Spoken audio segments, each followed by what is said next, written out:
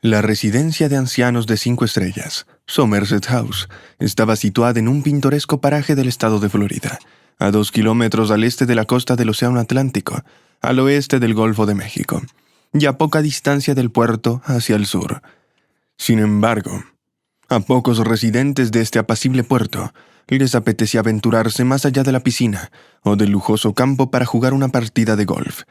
Si es que aún les quedaban fuerzas, para muchos, este paraíso se convirtió en su destino final entre este mundo y el otro. Los que podían permitirse gastar $10,000 al mes ya habían viajado mucho, hasta el punto de que la costa o el exotismo de Cuba comunista apenas sorprendían.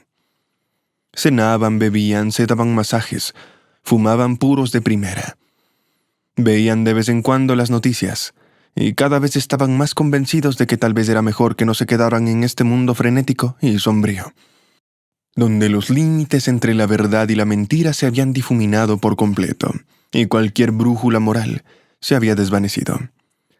Carlos Semyonovich podía permitirse las mejores condiciones de la vida en este lugar. Tenía la opción de elegir entre un apartamento, una casa de campo o una villa. Naturalmente, eligió la villa. El precio era ligeramente superior a la media, pero si lo deseaba, podía permitirse incluso más. En la misma Florida, una casita en Sarasota Bay costaba $350,000 para personas mayores, sin incluir mensualidades. Pero Carlos mostró modestia en su comprensión, sobre todo porque se sentía bastante bien a sus 69 años y preveía una larga estancia en ese paraíso. Era propietario de una agencia de publicidad, con oficinas en Moscú, San Petersburgo, Praga, Tokio y Nueva York. No solo era una agencia, sino una enorme corporación que abarcaba medio mundo con su web. Un solo cartel publicitario en cualquier parada de autobús del centro de la capital rusa cubría el coste de la estancia mensual de Carlos en Somerset House. Había carteles como para todo un regimiento, por no hablar de varios servicios ilícitos, más relacionados con la política que con la información. El negocio prosperaba, sobre todo en unos tiempos inciertos. Carlos estaba muy cansado de todas esas palabras, esas caras mimadas de otros ricos, de advenedizos sin principios y de simples tontos que esperan. Antes, o preferiblemente cuanto antes, mezclarse en las interminables filas de los peces gordos. No es que sintiera pena por la injusticia reinante a su alrededor, o que de repente le remordiera la conciencia. No, simplemente se cansó de la vida. Ha visto todo lo que una vez quiso ver. Ha tocado todo lo que quería tocar. Ha probado todo lo que merecía la pena probar. Y ahora ya no quiere ver, sentir o percibir nada. El entorno que se abría ante él desde la ventanilla de la villa era suficiente. Su deseo de alejarse del negocio y retirarse del mundo familiar surgió tras la muerte de su mujer, Sara. Ella agotó primero sus capacidades físicas, 3 años atrás. Carlos la traicionó a menudo, sin expresarle nunca abiertamente ningún amor especial. Pero cuando ella falleció repentinamente, resultó que él sentía una indiferencia aún mayor hacia todo lo que quedaba en su vida, hasta el punto de rechazarla por completo. Rápidamente se desvaneció y se sumergió por completo en el pasado, el presente, y mucho menos el futuro. Ya no le interesaba. Tuvo una hija, Elena, que nació cuando él tenía más de 40 años. Él y su mujer no se apresuraron a tener hijos a los 20 años. Carlos Semyonovich casó a su hija, lo que la hizo infeliz porque tenía planes completamente distintos para su vida personal antes del matrimonio. Sin embargo, había que dejar el negocio en manos de alguien apto para semejante empresa. Elena era más que indiferente a la obra de su padre. Sin duda arruinaría el negocio. Carlos estaba absolutamente seguro de ello. En cuanto a Víctor, el cónyuge no querido de Elena, era un hombre de la misma estirpe que Carlos, y sin duda no dejaría que la agencia se fuera al garete. Era necesario hacer valer su carácter firme, porque no veía la hora de apartarse de todos los asuntos y escapar lejos del ajetreo de Moscú para respirar la libertad del paraíso terrenal del Atlántico. Aseguró una existencia cómoda no solo a su hija, sino también a sus hijos gemelos nacidos 8 meses después del matrimonio. ¿Qué más necesitaban para ser felices? Carlos cumplió su misión, aunque no tuviera en cuenta la opinión de Elena. Sabía con certeza que este mundo no tenía nada más importante que el dinero. Todo lo demás le parecía babosería romántica, filosofía o tontos perezosos que pretendían ser mentes rectas. El dinero lo resuelve todo y punto. Elena visitaba a su padre en Somerset House una vez cada 2 años, cuando tenía que hacer un viaje de negocios para la agencia en Nueva York. Alquiló un coche y condujo a Florida. Hoy era su tercer viaje. Lo dejó hace 6 años, cuando los nietos, Kirill y Artem, cumplieron apenas 1 año.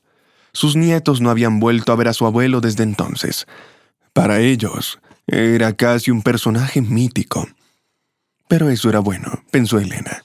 Al menos el abuelo no les molestaría con sus opiniones sobre la vida, mientras su padre estaba ocupado con la empresa y apenas les prestaba la debida atención paterna.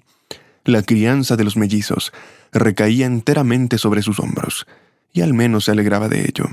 Ninguna otra cosa alegraba tanto a Elena, de 28 años, como sus queridos y preciosos hijos. Solo por ello soportó una vida así y no se divorció de Víctor, a pesar de no seguir ningún afecto con él a lo largo de su supuesta vida en común. Comprendió que Víctor se casó con ella no por amor, sino por la compañía y los niños. Se limitaba a tolerarlos, como si fueran huéspedes que se quedaban en su casa. Los cónyuges dormían en habitaciones separadas, desayunaban y cenaban a horas diferentes, y veían a la niñera y a las criadas más a menudo que el uno al otro, incluso en el trabajo. Intentaban evitarse cada 2 por 3. Sin embargo, Víctor seguía visitando a su mujer por la noche para cumplir con su deber conyugal. Elena lo soportaba, sin siquiera intentar fingir felicidad. Al parecer, Víctor tampoco ardía de pasión, pero para él era como un ritual familiar para evitar completamente quedarse distanciados en el enorme lugar adosado de 3 plantas en la autopista de Riga, que recibieron como regalo de bodas de Carlos. Elena viajaba con el corazón encogido. No podía perdonarle que hubiera accesado a esa unidad artificial según sus planes, en una sociedad ya tan enferma. Además, circunstancias muy desagradables contribuyeron a ello, y cada vez que Elena lo recordaba, se echaba a llorar por el dolor aún persistente. Ahora, en cuanto pensaba en ello, le brotaban lágrimas calientes de los ojos. Elena dijo en voz alta, golpeando el volante con ambas manos: «Cálmate. Déjalo estar. Puedes pensar en eso más tarde, ahora no», dijo tomando prestada la frase «lo pensaré más tarde» de Scarlett, en lo que el viento se llevó, y aplicarlo con éxito en situaciones similares. Elena ya había entrado en el territorio de la pensión. Aparcó el coche en el aparcamiento junto a unos arbustos pulcramente recortados y se dirigió hacia la entrada del edificio de 3 plantas que brillaba bajo el sol. Tenía que firmar en el diario de visitas y obtener un pase para la zona donde se encontraban los chalés. Su padre estaba sentado en una silla de mimbre en el porche abierto, con un sombrero de ala ancha sobre los ojos y sosteniendo a duras penas un vaso con el contenido sin terminar en las manos. Al parecer, se había quedado dormido y no escuchó que Elena se acercaba. «Papá», dijo ella, acercándose y sacudiéndose suavemente el hombro, hablando en voz baja. Su padre se estremeció. Se levantó del ala el sombrero con la mano libre y miró a Elena con aire perplejo, tratando de comprender a quién tenía delante. «Dios mío, han pasado 2 años. Para algunos, tal vez», dijo Elena. «Pero para mí se arrastran más lento que tortugas». «¿Qué tal el infierno?», bromeó su padre. Era su amaneramiento habitual, que a menudo despistaba a sus interlocutores. «Víctor se encarga del infierno. Yo intento dedicar el tiempo libre a los niños». «¿Y cómo están?» Esta vez querían acompañarme para ver por fin en persona a su legendario abuelo, pero no pudimos conseguir visitarlos. ¿Alguna vez te compraste un iPhone? No, su padre terminó la bebida y la dejó sobre la mesa. Y no pienso hacerlo. Tú tampoco lo quieres. No finjas que tienes ganas de comunicarte, y menos de que les lave el cerebro a los nietos. A la conversación le costó tomar impulso. Como de costumbre, Las noticias de que Elena había acumulado en los últimos 2 años podían resumirse en un aburrido diálogo de 10 minutos. Para su padre, no habían cambiado muchas cosas aquí. Los días apenas se diferenciaban unos de otros. Por supuesto, ella podía haberse inventado algunas aventuras, pero Carlos ahora prefería solo los caminos trillados.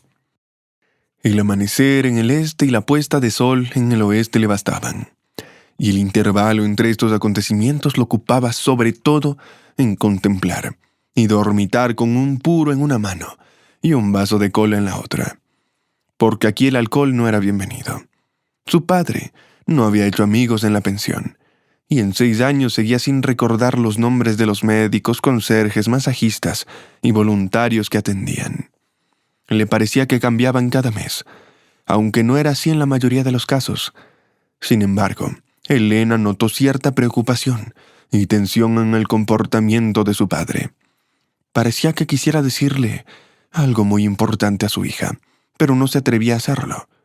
Con preguntas capciosas, Elena intentó sonsacarle la información, pero no lo consiguió hasta el final de la conversación.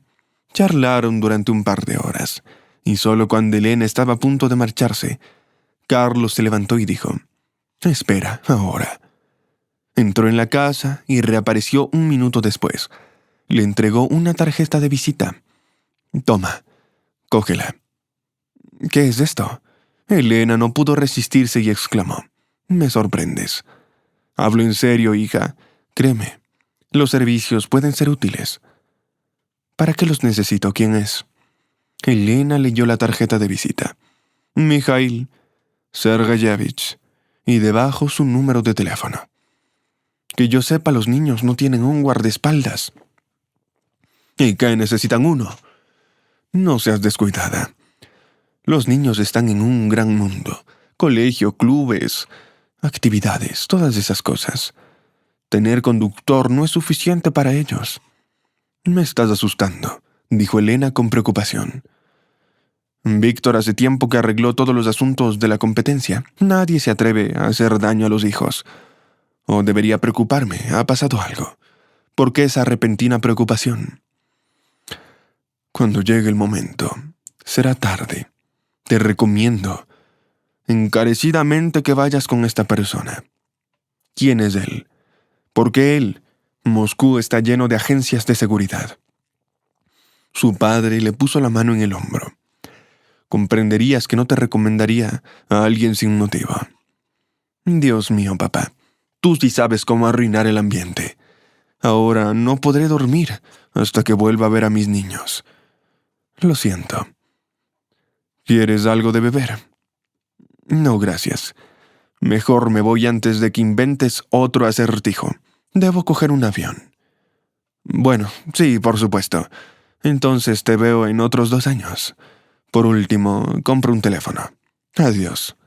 Elena bajó hábilmente los escalones de la veranda, sin mirar atrás, y se alejó a toda prisa. Al pasar por recepción, una joven se le acercó, sonriente, y le preguntó si era la hija de Carlos. «Sí», respondió Elena. «¿Y tú quién eres?». «Soy su médico cabecera, Rafael. ¿Querías hablar de tu padre?». «Te vas, permíteme que te acompañe». Salieron a la calle y se dirigieron hacia el aparcamiento. «Supongo, tu padre no te dijo ni una palabra sobre su estado».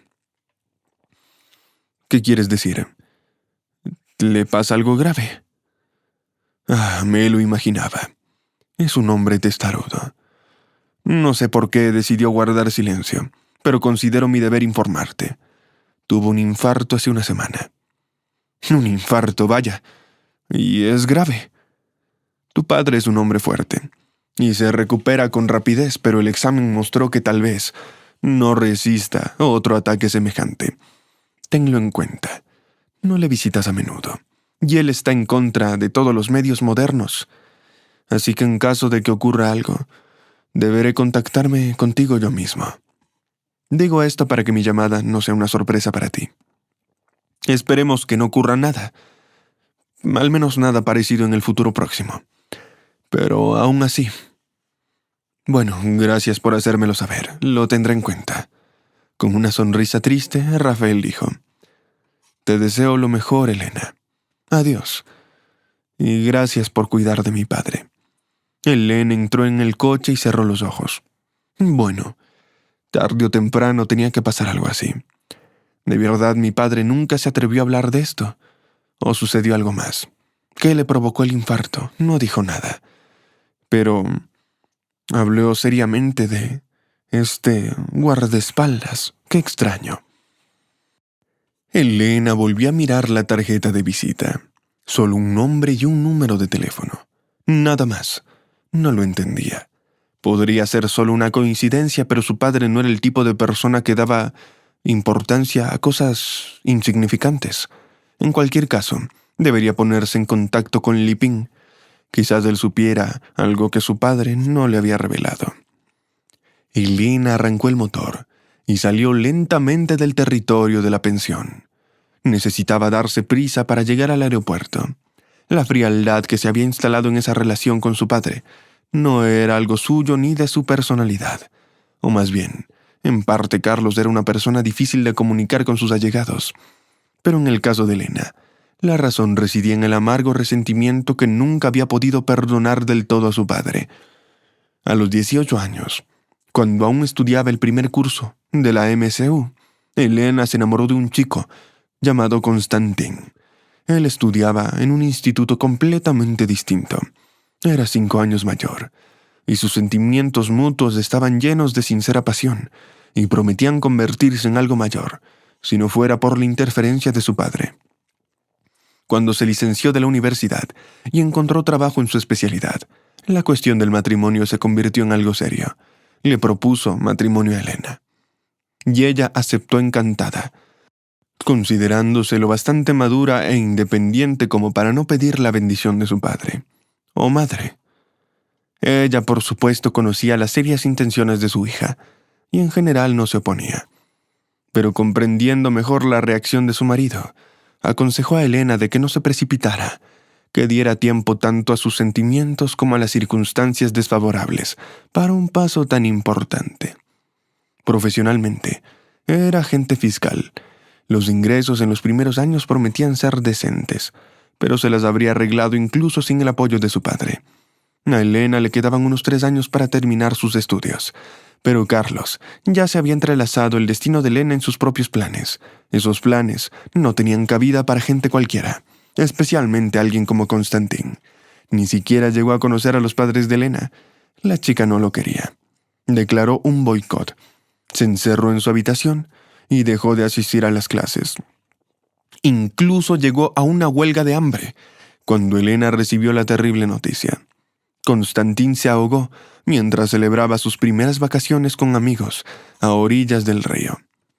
Elena no se lo podía creer. En primer lugar, sabía que Constantin era un excelente nadador. Había nacido en la ciudad de Kotzbo, cerca del río Volga, antes de que su familia se trasladara a la capital. En segundo lugar, nunca bebía, por lo que la tragedia no podía atribuirse al alcohol. Elena salió de su reclusión y corrió a ver a la familia de Constantin para averiguar la verdad. Pero solo la recibió la afligida madre del hijo desaparecido. Sin embargo, resultó no ser una broma cruel, sino una auténtica pesadilla. Aún no se había encontrado con el cuerpo de Constantin. La búsqueda continuó durante 2 semanas sin resultado. Elena esperaba que hubiera ocurrido algún monstruoso absurdo, que Constantin estuviera vivo, pero fuera incapaz de establecer contacto. No se apartó del teléfono, comprobando repetidamente los mensajes y las llamadas perdidas. El último mensaje de su amado expresaba su pesar por no haber podido unirse a la empresa el día de la desaparición de Constantin.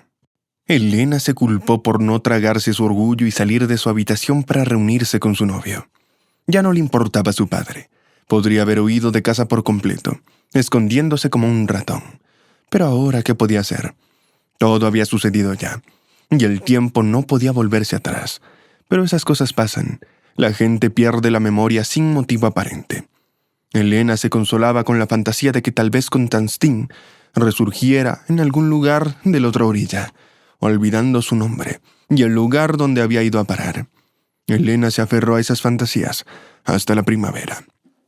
cuando por fin se encontró el cuerpo de Konstantin. De forma totalmente casual, estaba enterrado en un ataúd cerrado.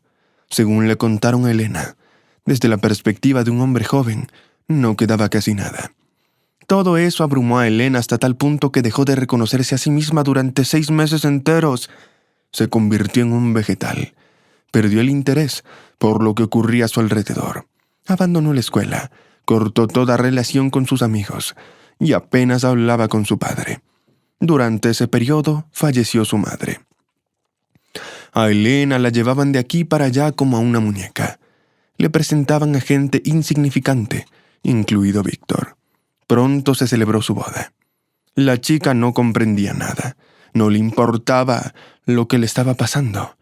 La boda, bueno, que así fuera. En los primeros meses de su vida matrimonial, Víctor dedicó muchos esfuerzos a intentar despertar a Elena de su letargo emocional y ganarse de algún modo su favor, ya que todo el apresurado plan de la boda parecía una forma de violencia por su parte. Sin embargo, Elena solo recobró el conocimiento cuando dio a luz a gemelos. A todo el mundo le preocupaba que, en su estado tan angustioso, no fuera capaz de dar a luz. Pero lo consiguió, aunque un mes antes. Pero eso no fue nada. Los niños nacieron sanos y no causaron ninguna preocupación especial a los médicos. Elena debería haberse preocupado ella misma. Los antidepresivos, que ahora podía tomar, hicieron su trabajo, y la mujer aparentemente sobrellevó la tristeza que había estado acechando en lo más profundo de su corazón. Abrazó la nueva vida, dirigiendo todas sus fuerzas y el amor que le quedaba hacia sus hijos. Sin embargo, seguía pensando en Konstantin, y cuanto más pensaba, más fuerte se hacía su convicción de que no había muerto por su propia culpa. Debió recibir ayuda, indudablemente ayuda, y el principal sospechoso de ello era Carlos. El padre de Elena comprendió de que le acusaba sin pronunciar palabra, pero no tenía intención de justificarse, ni de convencerla de lo contrario. Desde entonces, se había formado entre ellos un abismo que durante casi 8 años no había disminuido ni un metro. La marcha del padre a Florida se convirtió en cierta medida en una consecuencia de esta tensión. Desde luego, Elena no tenía a mano ninguna prueba con la que pudiera acusar a su padre de un delito. Tal vez estaba equivocada, y su padre no tenía nada que ver. Con los años, su confianza se había vuelto menos sólida, pero la frialdad de su relación permanecía inalterada. Elena volvió a casa maltrecha y preocupada. Ahora le preocupaban sobre todo 3 cosas: la seguridad de sus hijos, la extraña tarjeta de visita de Lipín y, por último, la situación de la sucursal de su agencia en Nueva York. ¿Es posible que las 3 cosas estuvieran conectadas por un mismo hilo? Elena ya había sospechado antes que su marido participaba en turbios planes financieros, planes que orquestaba a espaldas del Consejo de Administración e incluso de Carlos, que seguía teniendo la mayoría de las acciones de la empresa, a pesar de su aparente desapego. En su posición, Elena estaba a medio camino entre un gestor y un mensajero, careciendo de acceso directo a los documentos financieros. Sin embargo, tenía suficiente en su poder para comprender que Víctor estaba poniendo en peligro el negocio familiar al intentar evadir una parte importante de impuestos. Todo eso empezó 2 años después de que Carlos se retirara de los negocios y desapareciera en Florida. A juzgar por todo, sí se había equivocado al confiar a Víctor todos los resortes claves de la gestión. Por un lado, era gratificante darse cuenta de que incluso una persona tan profundamente imbuida de racionalidad podía dar un paseo en falso. Por otro lado, no es que Elena sintiera lástima por su padre o por su monstruo publicitario. Simplemente le resultaba desagradable reconocer que formaba parte de ese sucio mecanismo. Elena, por supuesto, no le dijo nada de sus sospechas a su padre. Él mismo había elegido ese camino, decidiendo confiar en Víctor y arrojándola inadvertidamente a la compañía de este desagradable forastero. En el fondo, incluso deseaba el derrumbamiento de esa torre de Babel, enterrando a todos esos parásitos que se habían apegado a ella en su insaciable hambre de satisfacer sus deseos. En cualquier caso, viviría con o sin la compañía, con o sin Víctor, mientras sus hijos permanecieran a su lado y no se les ocurriera nada. Tal vez su padre, de alguna manera, también intuyera el estado de los asuntos de la agencia y tomara las medidas oportunas para garantizar la seguridad de sus nietos. Porque si la torre se inclina, vendrán hordas de competidores envidiosos y agraviados contra todas sus compañías militares privadas y escuadrones de abogados sin escrúpulos. Comenzaría una verdadera guerra por esa lucrativa pieza. Gracias a Dios todo iba bien con los niños. Empezaban las vacaciones, las primeras de su vida. Las vacaciones de verano con las que habían soñado, de repente cargadas con todo un año de nuevas responsabilidades. Víctor encontró a Elena de un humor inusual, animado, aunque a su mujer le pareció un poco artificial. «¿Qué tal el viaje?», preguntó cuando se reunieron para cenar por primera vez en muchos años. «¿Cómo está papá?». «El viaje de siempre. Estoy cansada. Y a mí también me vendrían bien las vacaciones». Los niños, haciendo sonar sus cucharas en los platos, estallaron a carcajadas, y Elena sintió un ligero alivio en su corazón. «Ya sabes, tengo propuestas», dijo Víctor con entusiasmo. «¿Y qué piensas?». «Vamos a Dubái una semana». «¿A Dubái?». Los niños se quedaron paralizados, mirando atentamente a su padre. «Kirill, Artem». Víctor se volvió a ellos. «¿Qué les parece ir a la playa?». Al mismo tiempo los chicos soltaron las cucharas y levantaron las manos, expresando su entusiasmo y su indiscutible acuerdo con la aventura que se avecinaba. Hasta ahora nunca habían salido de Moscú y solo habían visto el mar por televisión. «Volaremos en jet privado», añadió Víctor, «sin alboroto ni pasajeros de más, rodeado de personal, el personal más amable del mundo. Escapar de la megápolis, que empieza a calentar su vientre de hormigón, ganando fuerza con el calor. Sería maravilloso». «¿Por qué Dubái?», pensó Elena. «Probablemente allí haya aún más calor. Todo es artificial, destinado únicamente a impresionar la imaginación humana con niveles de tecnología y confort inimaginables hace solo 50 años en pleno desierto. Elena iría encantada a algún pueblo remoto ahora mismo, como Plios, por ejemplo, una pequeña ciudad escondida a las orillas del río Volga. En otras circunstancias, podría convertirse en una Niza rusa, pero por suerte conservaba su acontecimiento original y casi desolación incluso en pleno verano. Elena había estado 2 veces en Plios, una con su padre en la infancia y la segunda hace 2 años, por negocios de la empresa. Esa ciudad la impresionó, aunque comparado con la época soviética, como solían decir los guardias, ha envejecido un poco, convirtiéndose más en un cuadro y perdiendo su sustancia anterior. Pero Elena recordaba que durante el segundo viaje parpadeó en su mente la idea de comprarse una casita en algún lugar de una colina con vistas a las extensiones del río y quedarse a vivir allí para siempre. ¡Oh, qué maravilloso sería! Probablemente el silencio, la tranquilidad, el ajetreo, la naturaleza. Sin duda le gustará a los niños. Crecían sencillos, vírgenes y amantes de la belleza natural del mundo. Elena comprendió que al tercer día, Dubái los decepcionaría. Pero no tenían elección, por supuesto. Solo mencionar a Ples en ese momento, y Víctor miraría como si estuviera loca. Era de otra prueba, completamente distinta. Se prepararon rápidamente para el viaje, llevando solo un par de maletas con lo imprescindible. En el avión, Elena se quedó dormida, arrullada por el zumbido sordo y las exclamaciones excitadas de sus hijos, que por primera vez veían la tierra desde tan alto. Ya que en el aeropuerto le recibió una limusina blanca, increíblemente larga, que les llevó al hotel Burj Al Arab.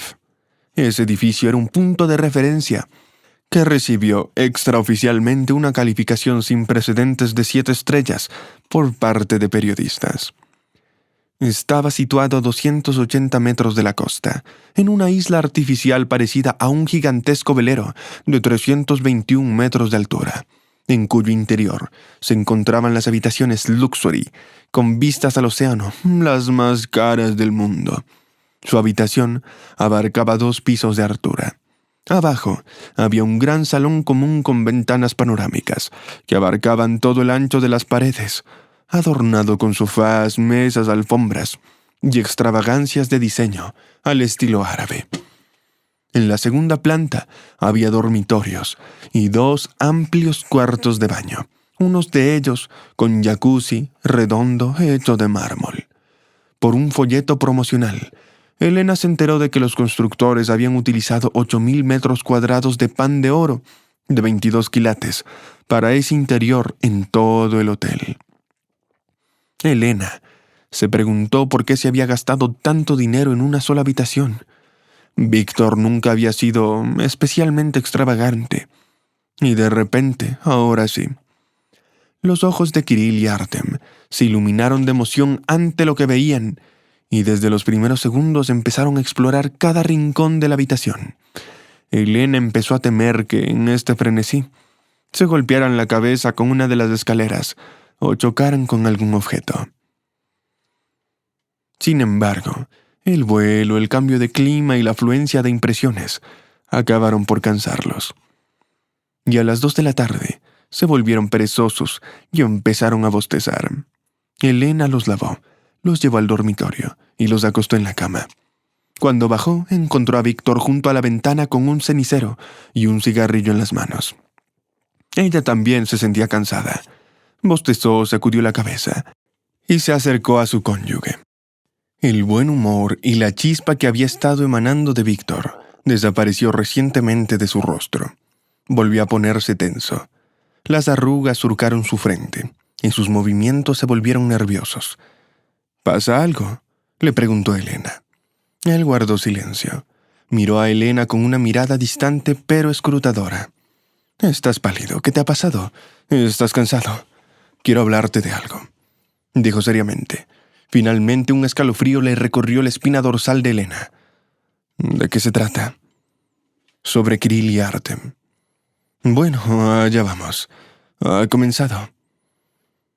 «Nunca lo entendí», continuó Víctor. «¿Qué clase de caracteres tienen? Son tan diferentes a los míos. Espera, escucha, es en serio. Y no se parecen a mí en nada, ni siquiera externamente. Siempre pensé que se parecían totalmente a ti, pero tú no posees tanto romanticismo y sencillez como ellos. Nunca te conocí de cerca. La persona que eras antes del incidente». «¿Qué incidente?», preguntó Elena sobresaltada.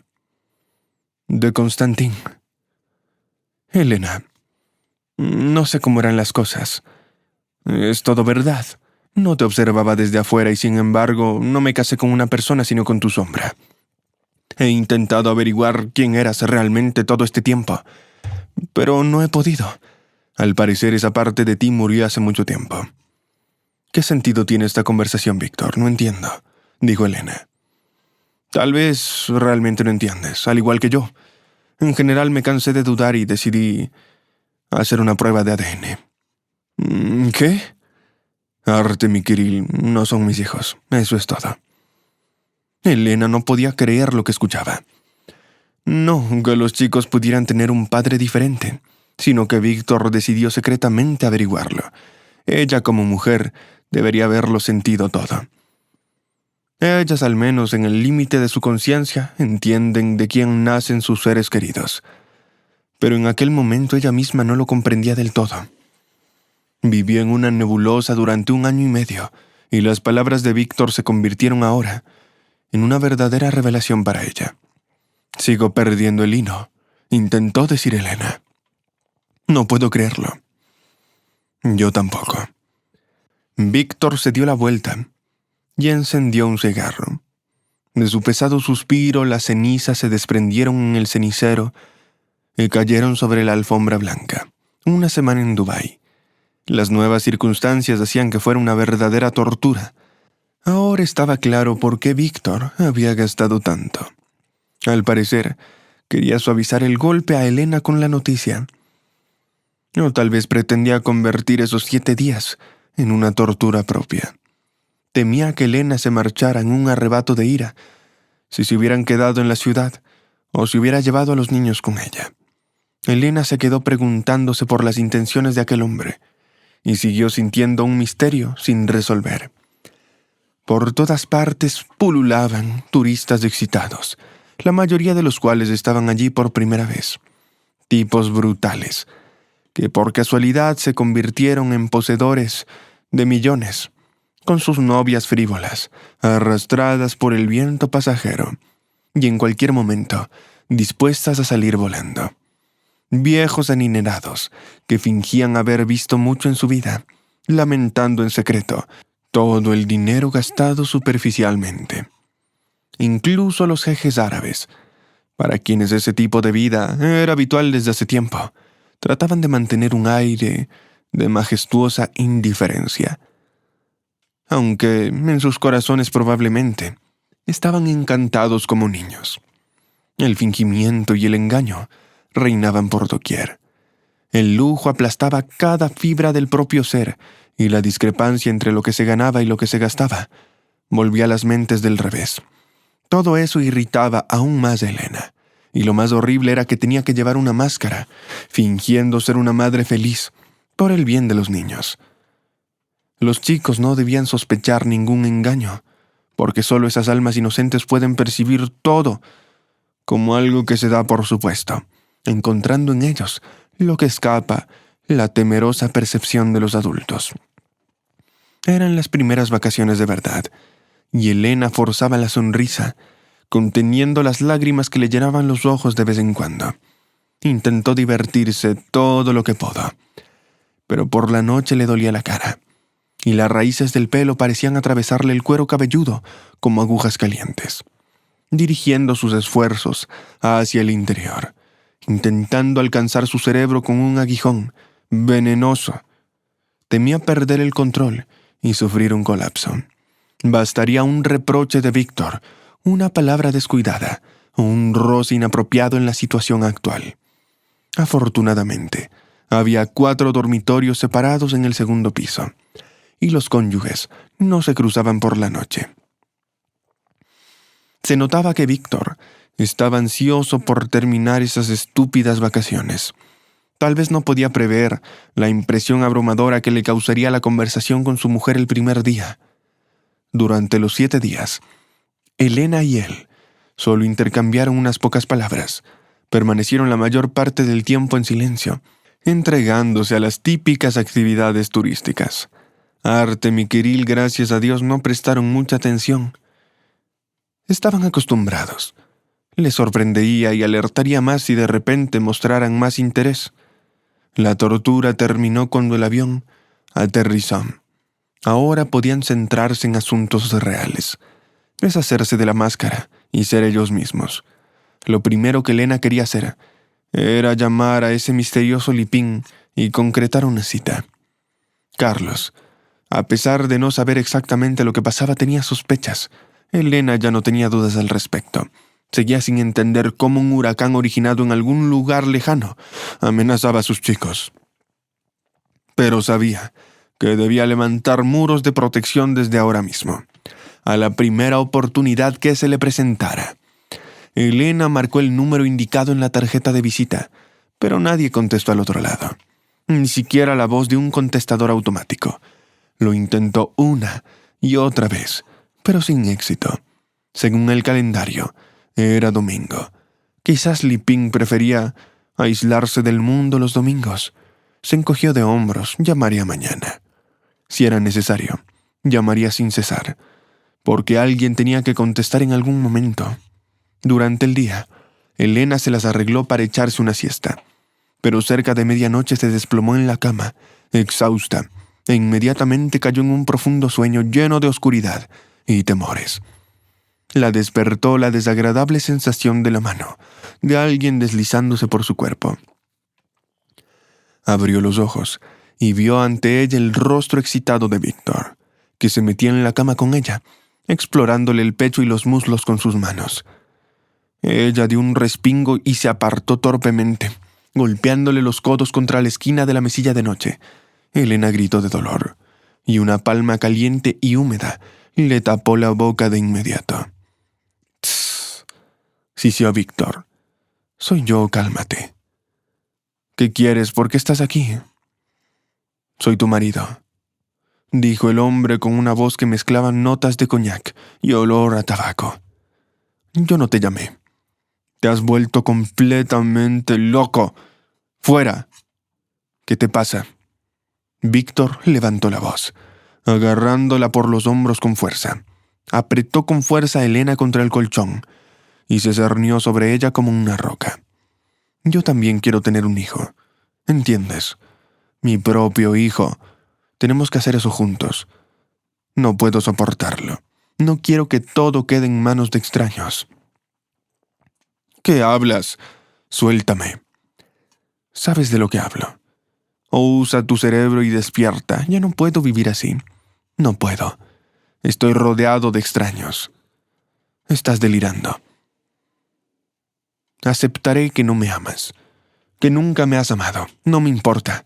Incluso me acostumbraré a tus hijos. Prometo no decirles nada de lo que dijiste en Dubái. Pero necesito a alguien querido y cercano. Estoy cansado, Elena». Los labios húmedos de Víctor se paseaban caóticamente por la cara de Elena.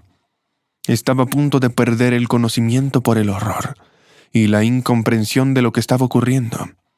Con un último esfuerzo de voluntad, la mujer consiguió liberarse de las garras del enfurecido Víctor. Saltó de la cama, tropezando con sillas y ropa esparcida por el suelo, hacia la salida.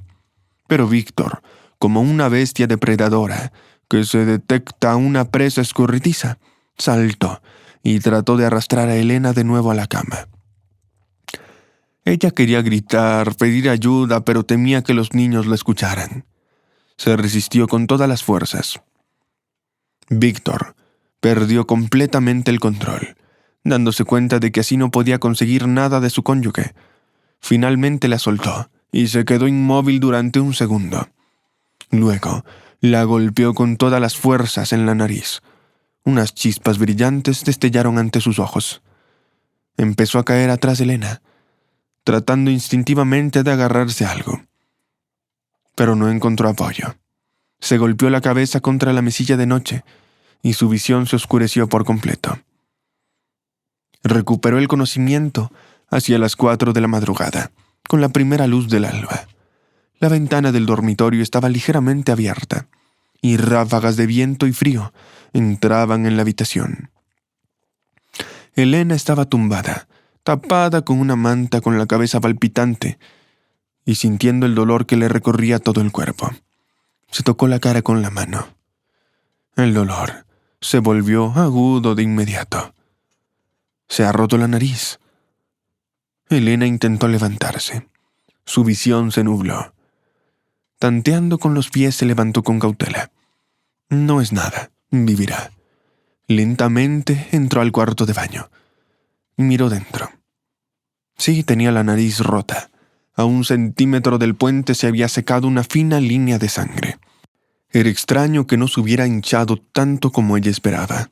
¿Y qué le diría a los niños? ¿Cómo lo explicará? Iba andando y resbaló. Se cayó. ¡Qué tonta! Elena sonrió y volvió a hacer una mueca de dolor, sorprendida por su repentina alegría. Sintió un alivio contra toda razón. Ahora todas las piezas del rompecabezas habían encajado. Víctor reveló su naturaleza monstruosa en toda su fealdad. Ya no había necesidad de adivinar o dudar. Ahora sabe con certeza que debe proteger a los niños, y ella misma debe reflexionar sobre su vida y su forma de actuar. Desde anoche dejó de ser una esposa. Solo eso quedó visiblemente evidente. Hay tiempo para pensar mientras ella todavía lo tiene. En primer lugar, Kirill Artemilipin, después de arreglarse y disimular hábilmente la herida bajo el maquillaje, salió del dormitorio para despertar a los niños. Era temprano. Probablemente también estaban agotados del vuelo. La casa parecía extraña. antinaturalmente fría. No se escuchaba ni un ruido. Al cabo de un minuto, en el inquietante silencio, el sonido de una campanilla sonó en algún lugar del comedor. El gato correteaba tranquilamente. Elena siguió el sonido. Tisha estaba tumbada junto a un cuenco vacío, apoyando el hocico en las patas delanteras y moviendo las orejas. Elena la acarició, puso un poco de comida en su cuenco y decidió prepararse una taza de café bien cargado. Tenía muchas ganas de fumar.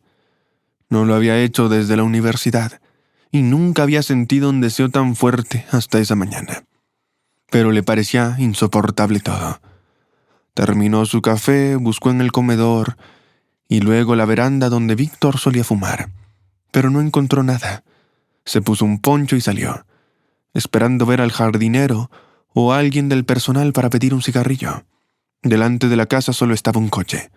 Un joven conductor salió un minuto después. «Buenos días, Elena». «Hola, Pasha. ¿Quieres algo?» «Sí. Hay un asunto. Víctor me ha dicho que hablaría contigo de esto. Dijo que tú debes encargarte de estas cuestiones». «¿De qué hablas?» «Me voy, Elena». «¿A dónde?» «Quiero decir que dimito». «¿Por qué? ¿Ha pasado algo?» «Ya sabes. Debido a circunstancias, asuntos familiares, necesito algo urgente. Preferiblemente hoy, pero puedo esperar a mañana. Por favor, perdóname. Inesperadamente resultó así». «Entiendo. Fumas». «¿De qué hablas?» «Dime, ¿tienes cigarrillos?» «No». «Entonces, ¿qué dices?»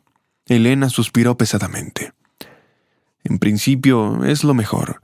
No habrá necesidad de explicárselo a Víctor. El nuevo conductor vino a petición propia a través de Pasha. Solo espero que Lipín responda esta vez». «Bueno, ¿qué se le va a hacer?» Elena se encogió de hombros. «Si es necesario, es necesario. No me atreveré a retrasarte. Recogerás el dinero y los documentos de Sara. Gracias por tu servicio». Pasha respiró aliviado. «Nunca te había visto con un cigarro. ¿Fumas?» «Bueno, hoy me apeteció». «De acuerdo. Iré rápidamente a comprarte un poco si quieres. ¿De qué fumas?» Ni idea. No lo sé. Compra algo lo más ligero. Ahora te doy dinero». «No te preocupes, no hace falta dinero. Vuelvo rápido». Pasha corrió al coche y desapareció al doblar a la esquina. Regresó muy rápido y trajo 3 paquetes de marcas diferentes. Elena le dio las gracias, fue a la terraza, encendió un cigarrillo y tomó el teléfono. El humo la calmó un poco y sintió la mente confusa. Volvió a mirar el reloj. Las 7:30. Marcó el número de Lipín. Escuchó. Se oyó una voz masculina segura del otro lado. «Hola». Elena apagó su cigarrillo y exhaló en el teléfono.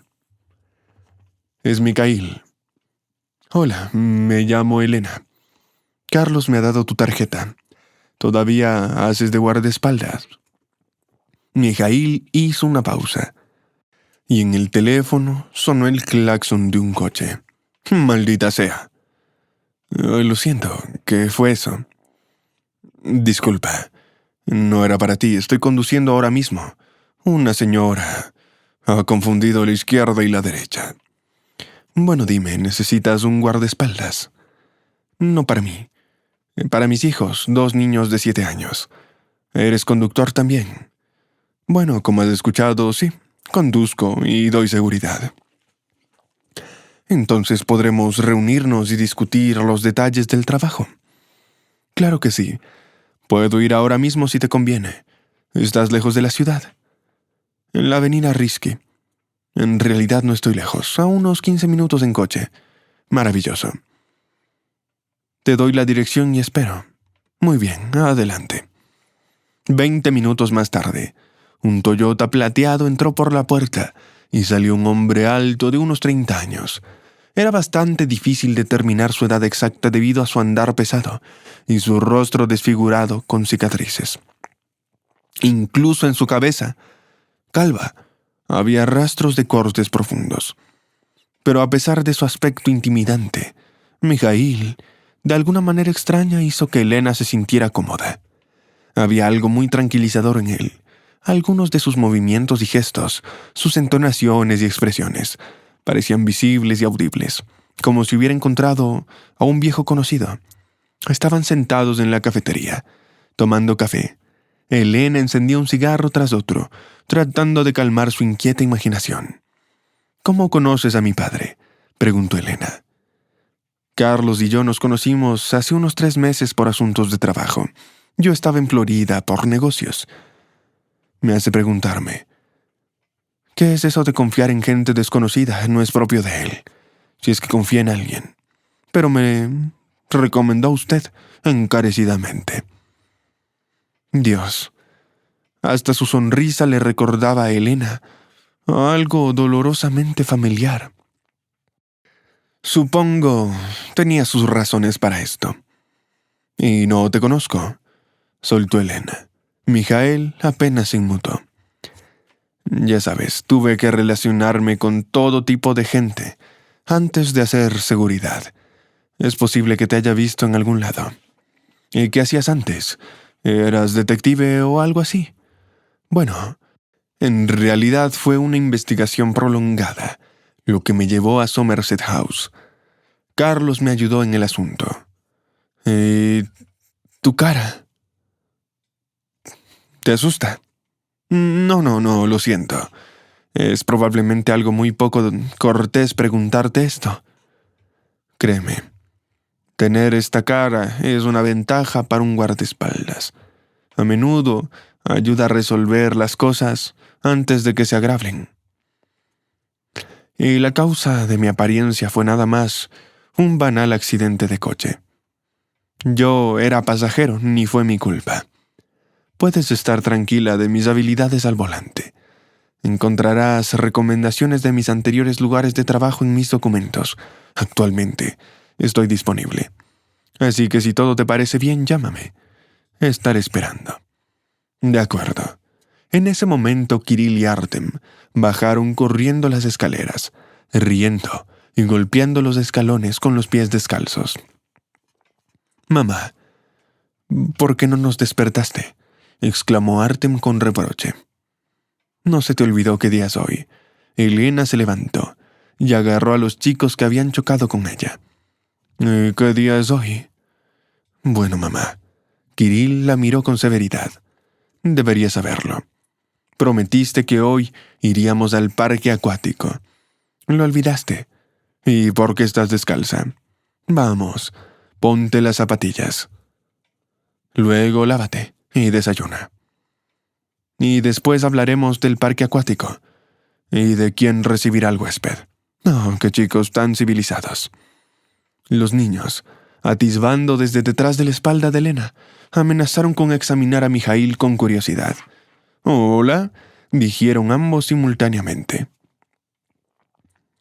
«Él es Mijaíl. Reemplazará a Pasha pronto». «¿Y qué pasó con Pasha?». «Nada, solo tiene asuntos urgentes.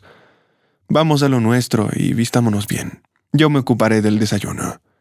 Y los niños, haciendo el mismo ruido, volvieron a correr escaleras arriba. Margarita era la encargada de cocinar en la casa, pero solo venía a las 10 de la mañana a preparar comida y la cena. El desayuno era siempre la responsabilidad de Elena, que se iba a trabajar más tarde que los niños al colegio. Aquí es su primer encuentro. «Unos niños encantadores», dijo Mijaíl pensativo. «Bueno, no te entretengo. Llámame, y es mejor que utilices este número». El hombre le entregó otra tarjeta de visita. «Siempre estoy disponible aquí». En ese momento, cuando el Toyota plateado abandonó la zona de la cabaña, Elena supo que Mijaíl trabajaría con ellos. Su confianza era inexplicablemente lógica. Esa persona simplemente inspiraba confianza, sin que hubiera razones para ello. Hojeó distraídamente los papeles con currículos y recomendaciones que él había dejado. Milagrosamente, su corazón se tranquilizó y por ella misma. Incluso sintió una gran gratitud, inimaginable hacia su padre, algo que nunca antes había experimentado. Era como si hubiera cogido un viento favorable que soplaba desde cualquier parte, menos en la dirección que ella necesitaba. Víctor se cerró completamente después de aquella fatídica noche. Parecía que se había desconectado definitivamente de la vida familiar. Incluso siguió llamando a Mijaíl Pasha por costumbre, aunque era difícil no notar las diferencias entre los conductores. En el transcurso de 3 meses, el verano pasó volando como un solo día. Y Víctor ya no intentaba convencer a Elena por la fuerza con palabras sobre la necesidad de un tercer hijo. A veces desaparecía una semana entera y luego reaparecía como si nada, diciendo secamente «hola», y se retiraba a su despacho. Los niños, que desconocían los cambios que se habían producido en su padre, no tardaron en encariñarse con Mijaíl. Su cara al principio les asustaba. Se convirtió no solo en el guardaespaldas, sino también en una auténtica niñera. Ahora pasaban la mayor parte de su tiempo libre con él, no con Elena. Una vez cada 2 semanas, Mijaíl se tomaba un día libre, y los chicos tenían que esperar en los terrenos de la casa de campo, contando las horas que faltaban para el encuentro con su nuevo ídolo. Y en septiembre empezaron los días grises de la semana. Terminaron las prolongadas vacaciones de Elena y empezaron la escuela, los clubes y las secciones. La vida que así se había formado le sentaba perfectamente a Elena. A veces pensaba que sería estupendo que Víctor se mudara a algún lugar separado de ellos, mientras Mijaíl, por el contrario, se instalaba en una de las habitaciones para los huéspedes más apreciados. Por la noche, fantaseaba con la idea de que él se colocaba a escondidas en su dormitorio y hacían el amor. El intenso deseo de estar físicamente cerca de esa persona no lo abandonaba ni siquiera durante el día. Le parecía que Mijaíl también lo sentía, pero cuanto más intentaba Elena ocultar los signos de su atracción, más evidente hacía su sentimiento secreto. Mijaíl trataba de evitar aparecer ante sus ojos con menos frecuencia, aparentemente temiendo que algo pudiera salir mal. Elena se reprendía a sí misma, llamándose mentalmente tonta, pero a mediados del primer mes de otoño, se dio cuenta de que estaba profundamente implicada. Comprendió que, si Mijaíl le correspondía, Víctor lo descubriría inevitablemente y lo destruiría. Y ni las cicatrices, ni el valor, ni la inexistente conexión con Mijaíl ayudarían. A pesar de que todos los bloques de hielo que se han acumulado en su relación, el marido no permitiría que nadie invada su propiedad, y precisamente Elena es a quien considera una posesión. Elena sabía de primera mano lo cruel que podía llegar a ser con quienes se atrevían a interponerse en su camino, y la tranquilidad que se había instalado en su alma comenzó a dispararse lentamente. La trampa en la que se encontraba no desapareció. Simplemente dejó de notarla durante un tiempo. El peligro seguía amenazando no solo a Artem con Kirill, sino también a Mijaíl y a ella misma. Había que hacer algo, actuar con decisión. En ese interminable cúmulo de temores, las ideas más aterradoras empezaron a relampaguear su mente, haciéndola sudar frío. Elena se dio cuenta claramente de que estaba a punto de tomar medidas extremas, huir con los niños, o no hacerlo. ¿Con quién se quedaría si acabara entre rejas? Debe haber otra manera. Debe haberla. Podría pedirle ayuda a su padre. Seguramente sabía más de lo que dejaba entrever, y aún era capaz de resolver esos asuntos. La tormenta estalló por la noche, poniendo por fin al verano indio. Y su último día decidió ser recordado por la gente con truenos y relámpagos por todo el cielo, acompañados de una lluvia torrencial sobre los tejados. Elena no podía dormir. Daba vueltas en la cama, se levantaba, abría parcialmente la ventana y fumaba allí mismo, en su dormitorio. Luego se apresuró a ver cómo estaban sus hijos. Tal vez se asustaron y temblaban de miedo. pero los chicos dormían profundamente, sin prestar atención a la tormenta que arreciaba. Ignoraban felizmente lo que atormentaba la imaginación de Elena. Sin embargo, tarde o temprano, esos muros que aún podía utilizar para proteger a sus hijos no resistirían, y tendrían que huir o defenderse con todas sus fuerzas.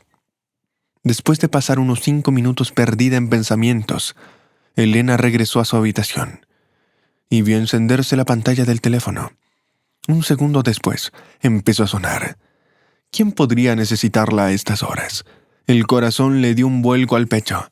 Elena descolgó el auricular. «Hola». «¿Elena?».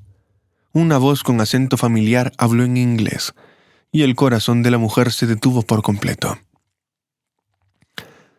«Soy Rafael. Disculpa que te moleste, no sé qué hora es en Moscú. Pero hay noticias de tu padre, y lamento compartírtelas».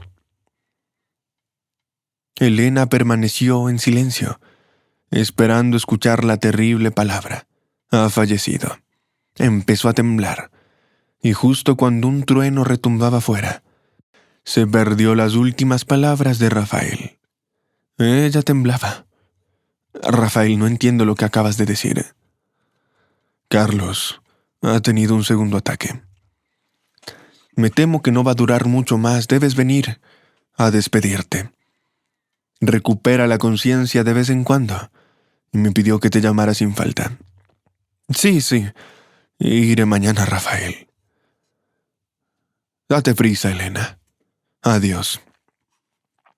¿Cómo sucedió que justo ahora, cuando Elena necesitaba a su padre, él decidiera huir de nuevo, y ahora para siempre, incluso después de sufrir un infarto? Parecía fuerte y resistente. Si no fuera por la ruptura entre ellos, ella podría haber admirado su resistencia y buen juicio. Pero inesperadamente, en el momento más inoportuno, la vida acabó por destrozarlo. Elena no pudo cerrar los ojos hasta la mañana siguiente, mirando el reloj cada 5 minutos, esperando el momento en que por fin pudieran ir al aeropuerto. Incapaz de contenerse, a las 5 en punto llamó a Mijail y le pidió que la llevara. Quería pasar unos minutos con él antes de la salida.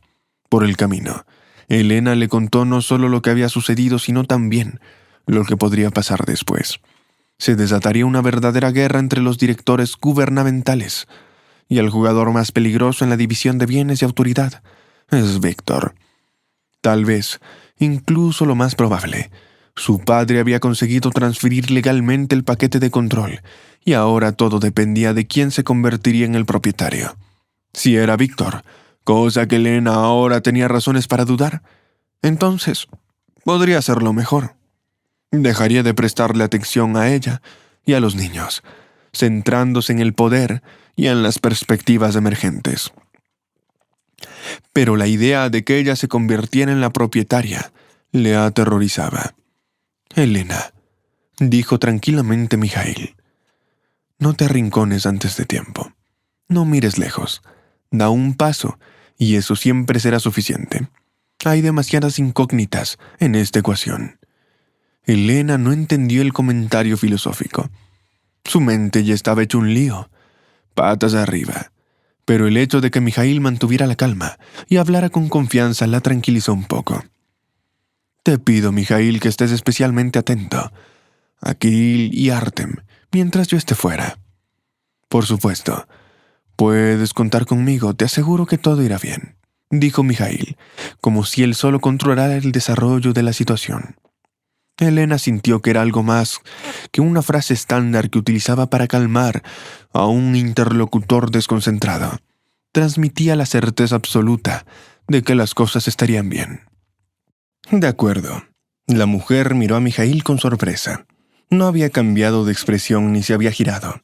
Su perfil parecía esculpido por la mano de un brillante escultor en bruto, y ese aspecto inacabado le hacía particularmente magnífico. No, sin duda se habían conocido antes en algún lugar, tal vez en una vida pasada. Elena se estremeció por la mezcla de emociones que vagaban entre el miedo y la esperanza de un desenlace. Llegaron al aeropuerto. Mikhail sacó una pequeña bolsa con ruedas, el maletero, y acompañó a Elena a la terminal. Ella no pudo resistirse y le besó la mejilla antes de despedirse. Deseó que pudieran volar juntos ahora mismo. Si no fuera por los niños, seguramente se lo habría pedido, sabiendo que él no podía negarse. Pero Kirill y Artem necesitaban más a Mikhail en ese momento. Somerset House la recibió con el frescor de la mañana y el cielo despejado. Elena había llamado previamente a Rafael para que llegara temprano al complejo y se reuniera con ella cerca de la villa de su padre. Cuando se acercó a la casa con una pequeña piscina en el patio y 3 palmeras bajas y ridículamente gordas, el doctor ya la estaba esperando. Se saludaron y entraron a la casa. Su padre yacía en una cama rodeada de equipos médicos. En la habitación una joven enfermera trajinaba de un lado para otro. Cuando Rafael y Elena entraron, su padre, que había cambiado de forma irreconocible desde su último encuentro, intentó sonreír, pero parecía más bien arrepentido. «Te dejo», dijo Rafael en voz baja. «De acuerdo», asintió Elena. Se quedó a solas con su padre, acercó una silla a la cama y se sentó. «Te dejo en mal momento». Elena no contestó, dándose cuenta de que no tenía sentido decir ahora ninguna frase tonta. Ella sabía que no. Su padre y el médico también lo sabían. «¿Le has llamado?» Elena se estremeció. «Sí, ahora trabaja con nosotros». «Qué bien.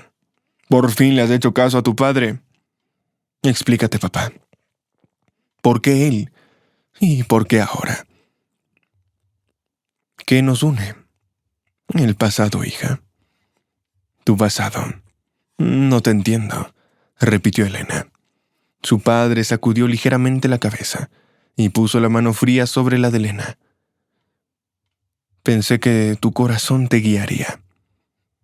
«No te entiendo», repitió Elena. «¿No lo reconociste?» «Es Constantín». En su mente algo parecía explotar. Así que era eso. Por eso la cara, esos gestos de Mikhail parecían tan familiares, pero ¿cómo? ¿Cómo pudo ser? Enterraron a Constantín hace muchos años. Tal vez su papá estaba delirando. Elena lo miró fijamente, intentando captar algo antinatural en su mirada, pero no parecía un loco en absoluto. Miraba con claridad y comprendía perfectamente lo que estaba ocurriendo. «Entiendo», dijo. «Es difícil de creer». Yo tampoco lo creía. Cuando apareció aquí, pensaba que yo estaba detrás del atentado contra su vida. Creo que tú también te has convencido de eso. Aunque nunca me lo dijiste directamente a la cara, pero no soy el monstruo que imaginaste que fui. Papá, espera. Supongo que ahora sabes quién está detrás del crimen. ¿Fue Víctor? Exactamente.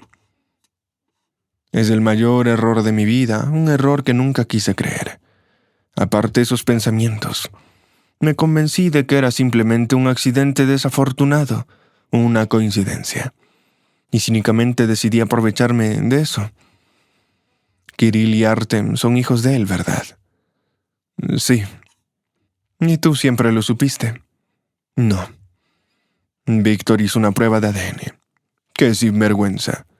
Un punto rojo empezó a parpadear en el monitor. La enfermera entró inmediatamente. «Todo va bien», dijo su padre. «No te preocupes. Dame un minuto más». El padre continuó. «El paquete de control para Artem y Kirill, hasta que alcancen la mayoría de edad. Se le nombrará propietario de las acciones sin derecho a transmisión a terceros, incluido a su cónyuge». «¿Por qué, papá? Sería más seguro para los niños si se lo dejaras todo a ese monstruo». «Escucha, aún no sabes todo, pero Constantín te lo contará. Es peor de lo que te imaginas. No será fácil durante un tiempo, pero sé que eres fuerte. Y sé que Constantín no los abandonará, ni a ti ni a los niños. Debes confiar en él, pase lo que pase. Confía en él, ¿me entiendes?» «Sí, papá. Esa es mi chica. Así está mejor. Perdóname. El punto rojo volvió a parpadear en el monitor y algo emitió un sonido penetrante. El padre soltó la mano de Elena y levantó la vista. Sus ojos se movieron de un lado a otro, como si leyera un libro. Al cabo de unos segundos se congeló. La cuidadora volvió a entrar corriendo a la habitación. Esta vez el padre ya no pudo oponerse. La chica cogió una caja y una jeringuilla en la mesilla de noche con movimientos hábiles y le puso una inyección. Se quedó allí un momento estudiándolo. Luego pulsó el botón azul de la pared junto a la puerta de entrada y miró desconcertada a Elena. Pero ella entendió todo. 3 minutos después, 2 hombres entraron a la habitación, colocaron a Carlos en una camilla y lo sacaron de la casa. Elena corrió tras ellos, observándoles con los ojos mientras un autobús sanitario se alejaba a toda prisa, y se encontró con la mirada de un entristecido Rafael. Lo siento. En Florida, tuvieron que quedarse 3 días más, porque según el acuerdo alcanzado con la residencia de Carlos, este debía ser enterrado en el cementerio local. Era su estilo, carente de sentimentalismo. Le importaba más no yacer junto a la tumba de su cónyuge que asegurarse de que su herencia fuera a parar a una persona merecedora y digna de confianza. Elena, por supuesto, no era digna de confianza. Por eso, esa astuta jugada con los nietos protegía las acciones irreflexivas por su parte. Para ella, eran más una carga que un bien valioso. El padre suponía que con el tiempo Elena ordenaría las cosas en su mente y llegaría al lugar correcto, desde un punto de vista. Para el funeral llegaron el abogado y otros 2 desconocidos, a quienes Elena vio por primera vez en su vida. Allí resolvieron conclusiones legales relativas a la herencia.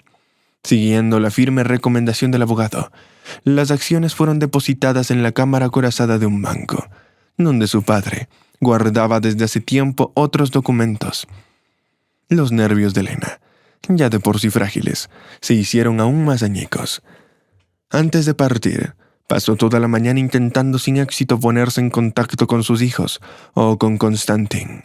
Víctor no asistió al funeral, aunque ciertamente le informaron que Carlos había fallecido, lo que significaba que estaba ocupado con algo importante para él.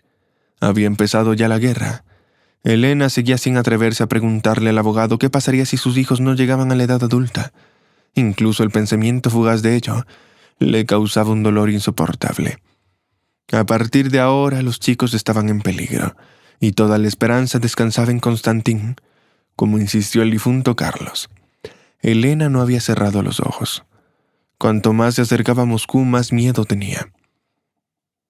Pidió un taxi, y sin dejar de llamar, se dirigió finalmente a casa. Por todas partes se observaba un alboroto.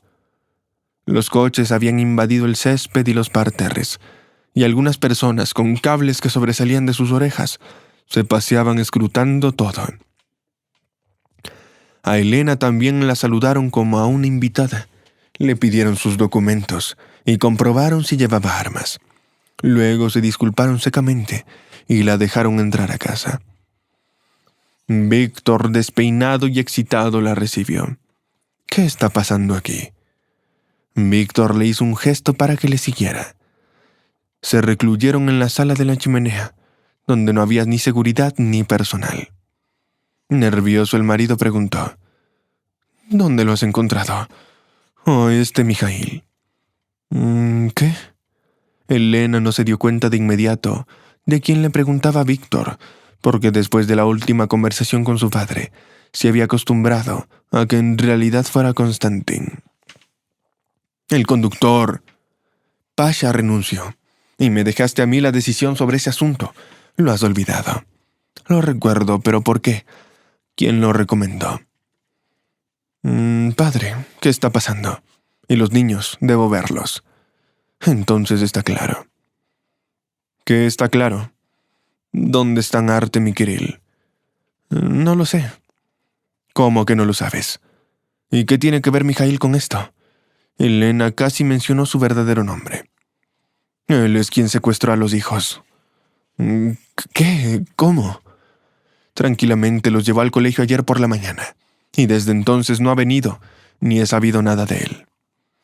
La mente de Elena se volvió completamente confusa. En su impotencia, también se hundió en la silla y se quedó mirando el fuego de la chimenea. Y de repente le vino a la mente el pensamiento correcto, según le pareció. ¿Y si Constantín los protegía exactamente de esa manera? Comparó mentalmente a estas dos personas, Víctor y Constantín.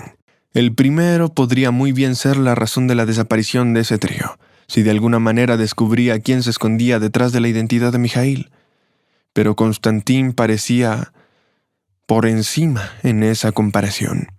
Controlaba la situación mucho antes de que casualmente acabara en su casa de la calle. Recibió anticipadamente las posibles acciones de Víctor y adelantarse a ellas antes de que pudiera idear ningún plan. ¿Pero por qué haría esto?, se preguntó Elena. Secuestró a los niños y no demandó nada. Todavía no. Estamos esperando una llamada. Supongo que si llamas será solo a ti. Tu teléfono está intervenido. Y ahora debes ir a mi despacho, donde te explicarán cómo comportarte. La espera se alargó hasta la noche. Elena caía de vez en cuando en el olvido. ¿Por qué mantenerse despierta durante 3 días consecutivos había superado sus capacidades? Intentó imaginar cómo sería su plan si estuviera en el lugar de Constantín, pero no pudo hacer nada coherente. Víctor, se mirara como se mirara, parecía alguien irresistible. Constantín llamaría sin duda. De eso no lo dudaba. Como se esperaba de un secuestrador pidiendo un rescate. Lo más probable era que la propia Elena tuviera que entregar el dinero, y entonces de algún modo él la interceptaría, y acabarían juntos para aclarar por fin todos los matices. Pero he aquí la cuestión. Si Constantín exige una suma muy elevada, ¿aceptaría Víctor? Es dudoso que su marido se ocupara por la vida y la seguridad de sus hijos. Necesitaba acciones para convertirse en el único propietario de la agencia. Estaba dispuesto a sacrificar dinero ahora, con la vaga esperanza de que algo le saliera bien dentro de 11 años. Sus pensamientos, interrumpidos por una llamada telefónica, largamente esperada, se inmiscuían constantemente en su somnolencia. 3 hombres de oficina, entre ellos Víctor, se pusieron de alerta e hicieron señales incomprensibles a Elena. Ella cogió el teléfono con voz temblorosa. «Elena». Era la voz de Constantín al otro lado. «Te escucho». «¿Quién es él?» «Mijaíl, hablaré con él». Elena no se opuso a escuchar atentamente sin interrumpir. «De acuerdo. Tuviste tiempo suficiente para empezar a reunir el dinero, ya que estabas esperando la llamada. Sabías que el dinero era necesario. Así que no lo prolongues. Mañana, a las 14 horas, debes venir con el dinero al lugar especificado. Te daré las coordenadas y recibirás más instrucciones de allí. Debes estar sola en el coche, sin policía. La cantidad del rescate es $1 millón. No va a haber negociaciones. Las cifras son definitivas. Por lo demás, tú entiendes lo que espera. Es todo. Fin de la comunicación. Para gran sorpresa de Elena, Víctor no dijo ni una sola palabra sobre la suma de dinero exigida. Al parecer, se había preparado de antemano, porque la mañana siguiente había una gran maleta en el asiento trasero de su coche. Nadie mostró a Elena el dinero real, por supuesto. La maleta podría tener cualquier cosa. Nadie le explicó nada en particular. Simplemente le pusieron un chaleco antibalas y le dijeron que fuera al lugar especificado y que hiciera lo que el secuestrador dijera. El propio Víctor ya se había marchado a algún lugar durante toda la noche y no apareció hasta la salida de Elena. Ella comprobó 100 veces si su teléfono estaba cargado.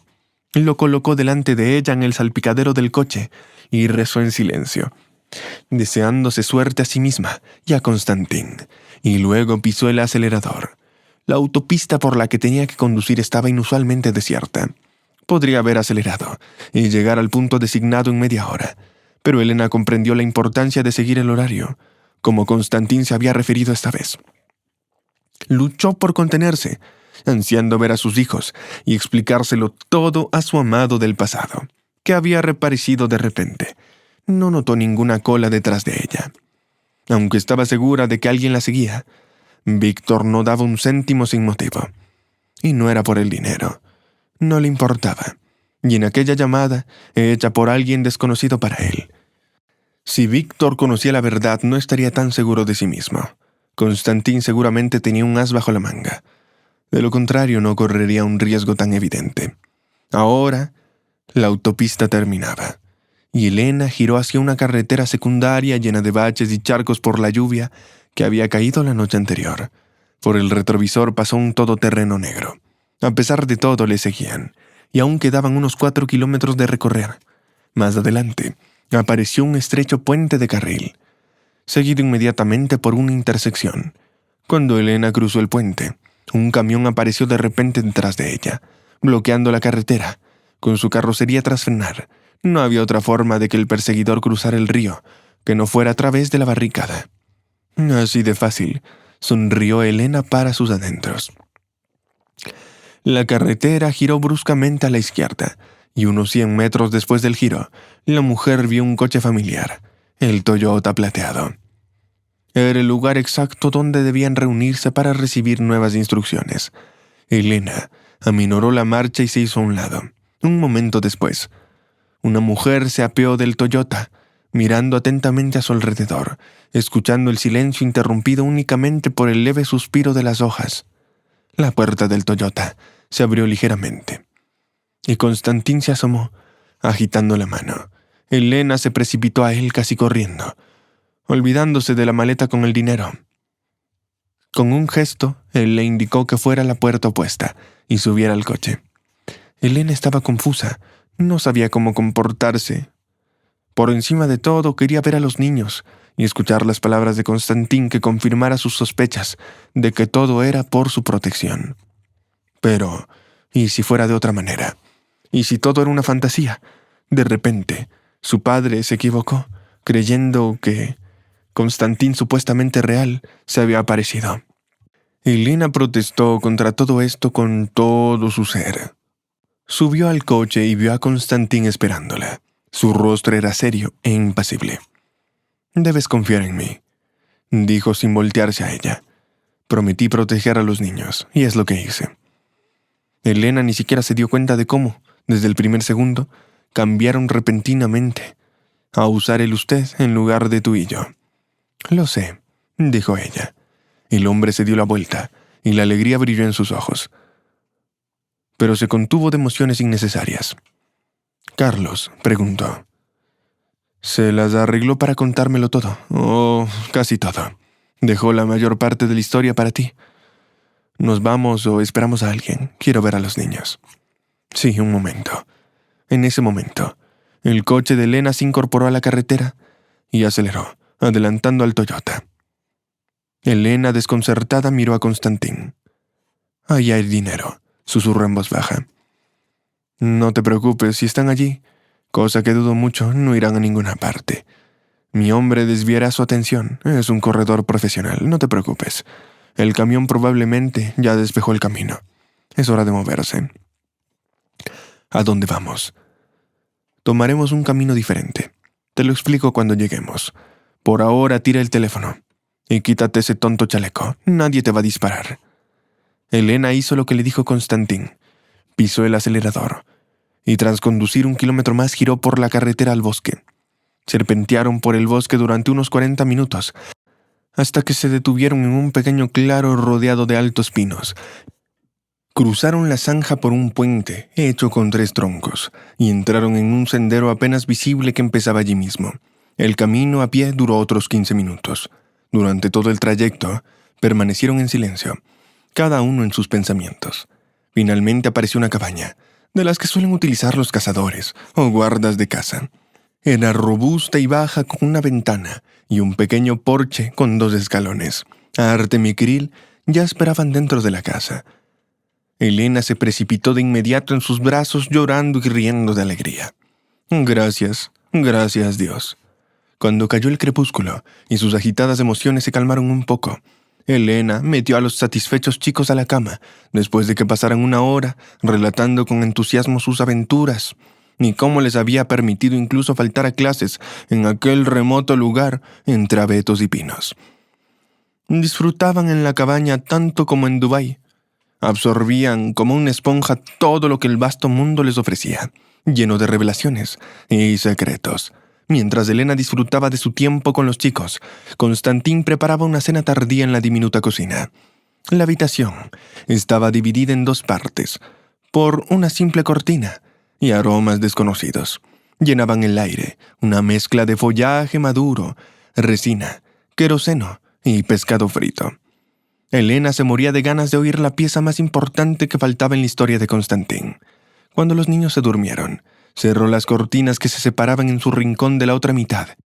Se acercó a él y lo abrazó, hundiendo la cara en su pecho. Él respondió con un abrazo igual de tierno, y permanecieron así por un minuto, inmóviles y en silencio. Pero ¿cómo es posible? Elena interrumpió el silencio. ¿Por qué no lo dijiste antes? Creí que te había enterrado. ¿Dónde estuviste todo este tiempo? Ven, te lo contaré todo. Se sentaron. Para Constantín, cocinar no era más que una forma de llenar la pausa. Mientras tanto ansiaba hablar del asunto importante, la razón por la que pasó toda esta conspiración. Primero, no pude presentarme porque mi cara es todo un amasijo de sangre sin forma. Pasé 3 meses recuperándome en esta misma cabaña, curándome las heridas. Es la casa de mi abuelo. Trabajó aquí como guardabosques durante la época soviética y luego venía a vivir aquí en el verano, recorriendo caminos familiares y arreglando la cabaña. A menudo me llevaba con él 1 o 2 semanas. Tenía un botiquín decente con todo lo que necesitaba para curarme. ¿Y qué pasó en el río?, preguntó Elena. Junto al río, suspiró Constantín con pesadez. Para mí e incluso para mí mismo. Siguió siendo un misterio durante mucho tiempo. Estaba anocheciendo aquel día que mis amigos y yo celebrábamos mis primeras vacaciones. Decidí darme un baño. El tiempo estaba sofocante todo el día y solo refrescaba en la tarde. Nadé hasta la mitad del río. Estaba a punto de regresar cuando sentí que algo me agarraba las piernas y tiraba de mí abajo. Soy un buen nadador y resistí. En lugar de intentar librarme, decidí averiguar qué clase de monstruo había decidido desafiarme. Respiré hondo y me zambullé en el agua. Lo único que pude distinguir fue una vaga silueta, que no era nada un pez. Me di cuenta de que era una persona. Y era así. Podía defenderme, fuera quien fuera. Se entabló una lucha cuerpo a cuerpo, y pude vencerlo con bastante claridad. La persona resultó ser un submarinista. Conseguí sacarle la protección de la boca y se apresuró a salir a la superficie. Mientras forcejeamos, la corriente me llevó lejos de donde estábamos. Llegué a la orilla, a unos 200 metros, completamente agotado. Me senté a recuperar el aliento, y empecé a cavilar sobre quién y por qué querría matarme de esta manera. No podía tratarse de un maníaco submarino que atacara por la noche a nadadores desprevenidos. Sin embargo, era imposible descartarlo. Aún así parecía más realista que estuviera relacionado de algún modo contigo y con tu padre. No quise creerlo, pero la lógica lo apuntaba. Antes de que pudiera recuperar el aliento correctamente, me atacaron de nuevo por la espalda. Esta vez, la mano fuerte de alguien intentó estrangularme. Forcejeamos durante 1 minuto hasta que perdí el conocimiento. Me desperté en el agua de nuevo en medio del río. No entiendo cómo no me ahogué. Con un esfuerzo increíble conseguí llegar de nuevo a la orilla. Pude sentir mi cuerpo. Me di cuenta que me había ocurrido algo inimaginable. No recordaba quién me lo había hecho. Al parecer me desfiguraron la cara mientras estaba inconsciente. Estaba claro de que querían matarme y dificultar la identificación de mi cuerpo. Me pareció un milagro haber sobrevivido. ¿Podemos salir?, preguntó Elena, cuando Constantín hizo una pausa en su relato. Quiero fumar, no me cabe en la cabeza cómo Víctor pudo hacer algo así. Sí, vamos. Yo también necesito aire fresco. Entonces, ¿Carlos te contó todo? Sí. Me imagino lo preocupado que estabas por Artem y Kirill. Bueno, estaba segura de que los protegías. Bueno, en los últimos 3 meses he estado pensando en muchas cosas. Naturalmente comprendí que competir solo contra toda una corporación era condenarme a muerte. Pero tampoco podía dejar que esa gente quedara impune.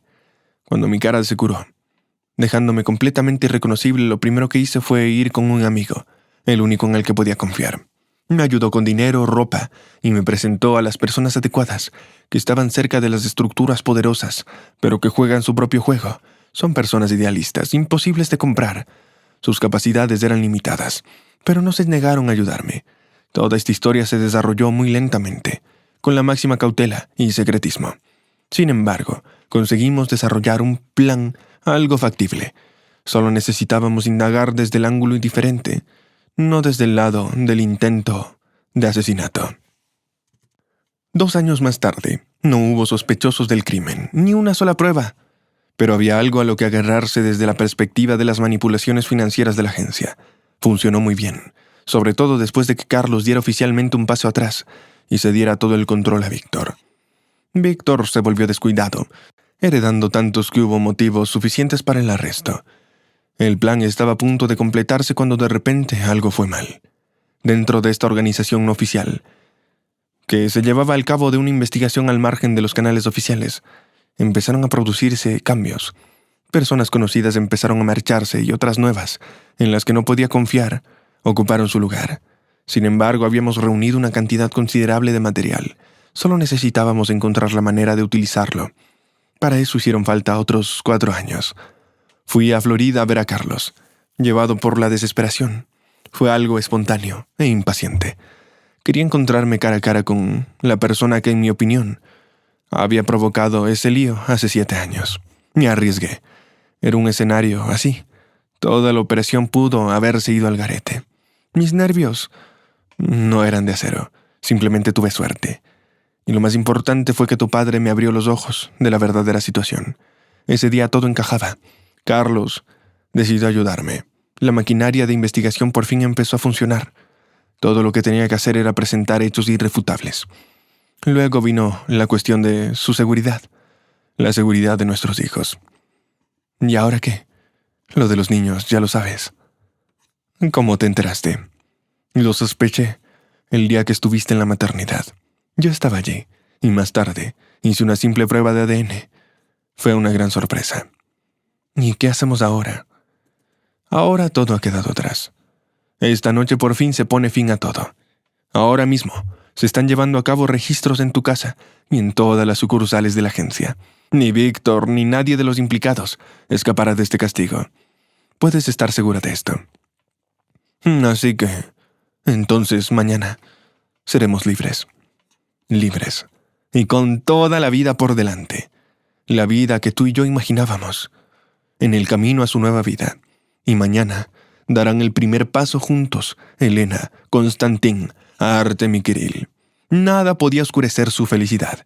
No importa cómo resulten las cosas con la agencia, encontrarían su lugar en la vida. Se han encontrado para siempre, después de haber pasado por muchas dificultades y pruebas. Y esa es su mayor fuerza.